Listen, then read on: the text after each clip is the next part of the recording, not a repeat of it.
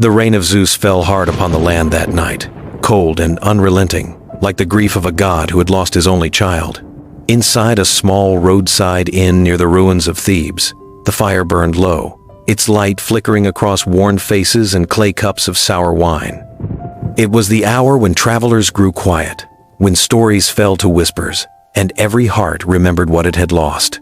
Near the hearth sat Damon of Thebes, once a soldier, now a man without purpose. His wife, Callista, had been taken by the plague 2 winters past, and since then, his soul had wandered like a ghost through the halls of men. He came to this inn each night, not for food or wine, but because the silence of his own home had grown unbearable. The innkeeper, Theon, had stopped asking his name long ago. Damon was the man who never smiled. The storm grew louder. Then, as if the fates themselves wished to stir his heart, the door burst open, carried by the wind. A woman entered, soaked and trembling, her garments torn, her eyes wild with exhaustion. In her arms, she carried a child, a boy no more than 6, pale as marble and shaking from the cold. "Please," she said, her voice breaking like reeds in the wind. "A bowl of barley broth for my son. I have no coin tonight, but I swear upon Hera's name, I shall pay you when the dawn comes." Theon's gaze softened, but he shook his head. "I cannot, woman. The law of this house forbids giving food for promise alone." The woman's face fell. She looked to her son, who hid his face against her breast. "It's all right, my little Nico," she whispered, though her voice trembled. "We shall find another hearth." Something within Damon stirred, then something long buried beneath the ashes of sorrow. Perhaps it was her voice, or the boy's frailty, or perhaps it was the echo of his wife's laughter in the flames. He stood, reached into his cloak, and placed 2 small silver drachma upon the counter. "Let the boy eat," he said, "and bring them to my fire." Theon hesitated, then nodded. The woman turned, astonished. "Stranger, you owe us nothing." Damon met her eyes, his voice quiet but firm.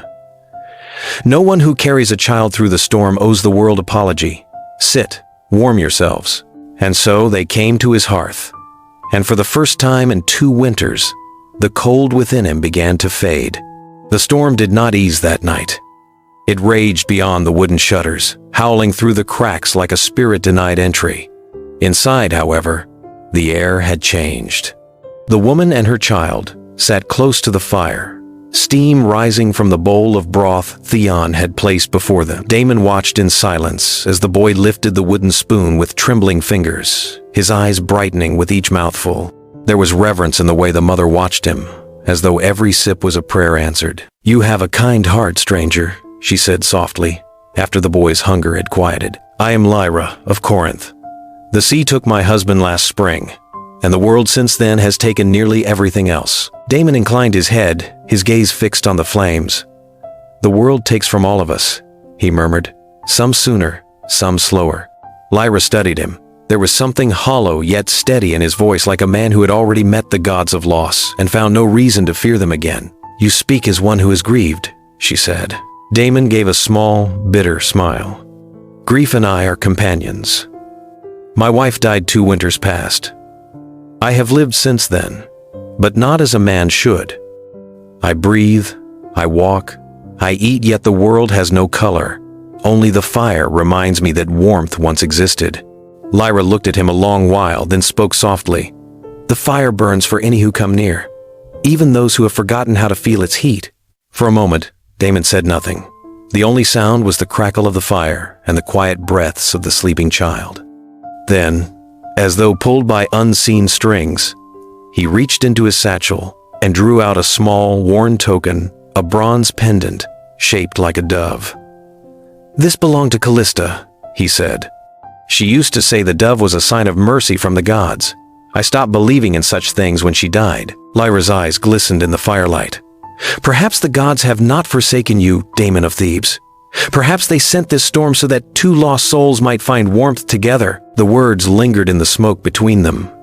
Damon looked into the fire, and for the first time in years, he felt not the ache of loss, but the pulse of life returning, faint, fragile, but real. The hours passed like a gentle hymn. Lyra told him stories of the sea and the husband who sang as he mended nets by moonlight. Damon spoke of battles fought in foreign lands and of the silence that followed them. They did not pity each other. They simply listened, as if each word spoken was a stone lifted from their hearts. Outside, the storm began to fade. Within, the inn grew still. Theon had long since gone to sleep, leaving the three of them by the dying embers. Nico stirred, his small hand reaching out toward Damon. "Sir," he murmured, half dreaming, "the fire's warm. Don't let it die." Damon swallowed hard, his throat tight. "No, little one," he said. "It will not die tonight." Lyra smiled faintly, her head resting against the wall. "You speak like a father." Damon looked at her, the shadows of the flame dancing between them. "I once was," he whispered. "And perhaps, for this night, I am again." The fire crackled, brighter now, as if listening. And in that quiet inn on the road to Thebes, surrounded by rain and memory, a soldier's broken heart began to learn what even war could not teach him. That sometimes the gods return warmth to man not through miracles, but through the touch of another's kindness.